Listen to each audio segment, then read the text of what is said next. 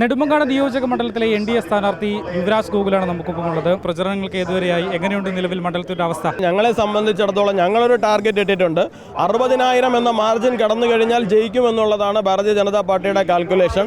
കാരണം നമ്മൾ പുറകിലേക്ക് പോകുമ്പോഴാണ് എപ്പോഴും ഇടതുപക്ഷത്തിന് വോട്ട് കൂടുക. അതുകൊണ്ട് ഞങ്ങൾ 60,000 കടക്കുമെന്നുള്ളത് ഉറപ്പിച്ചാണ് മുമ്പോട്ട് പോയിക്കൊണ്ടിരിക്കുന്നത്. അതുകൊണ്ട് തന്നെ 100% അല്ല 200% ജയിക്കുമെന്ന് ഉറപ്പോടുകൂടി തന്നെയാണ് ഞങ്ങൾ മുമ്പോട്ട് പോകുന്നത്. കോൺഗ്രസിന്റെ സ്ഥാനാർത്ഥി എന്ന് പറയുന്നെങ്കിലും കോൺഗ്രസ്സുകാർ തന്നെ പറയുന്നത് 2 CPI-കാരാണ് മത്സരിക്കുന്നതെന്നുള്ളതാണ്. ഇപ്പോൾ കുറച്ച് നേരത്തെ സുരേഷ് ഗോപിജി പറഞ്ഞതുപോലെ തന്നെ അത് INDI മുന്നണിയുടെ ഒരു സ്ഥാനാർത്ഥിയായി മാറിയിട്ടുണ്ട്.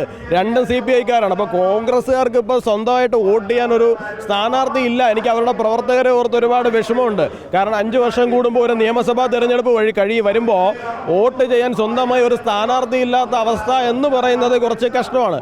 അവരുടെ ചിഹ്നത്തിൽ ആരോ മത്സരിക്കുന്നു എന്ന് പറയുന്ന ഒരു സ്ഥിതിയിലാണ് അവിടെ പോയിക്കൊണ്ടിരിക്കുന്നത്. സ്വാഭാവികമായിട്ടും കോൺഗ്രസ്സുകാരിൽ ഇപ്പോൾ ഒരു അതൃപ്തി ഉണ്ടാവില്ല. ഒരു ഭാഗം കോൺഗ്രസിന് അതൃപ്തിയുണ്ട്. ഈ അതൃപ്തരായ വോട്ടുകൾ BJP-യിലേക്ക് എത്തും എന്ന് പ്രതീക്ഷിക്കുന്നുണ്ടോ? അതൃപ്തി എന്ന് പറയുന്നത് ഇപ്പോൾ കോൺഗ്രസിനകത്ത് മാത്രമല്ല, കോൺഗ്രസിനകത്തുള്ളതിനേക്കാൾ കൂടുതൽ അതൃപ്തി ഇടതുപക്ഷത്തുണ്ട്. ഇപ്പം ഞാൻ കഴിഞ്ഞ കുറച്ച് വർഷങ്ങളായിട്ട് നെടുമങ്ങാട് നിയോജക മണ്ഡലം കേന്ദ്രീകരിച്ച് പ്രവർത്തിക്കുന്നതാണ്. ഇടതുപക്ഷത്തെ പ്രശ്നം നിങ്ങൾ വിചാരിക്കുന്നത് പോലെയല്ല.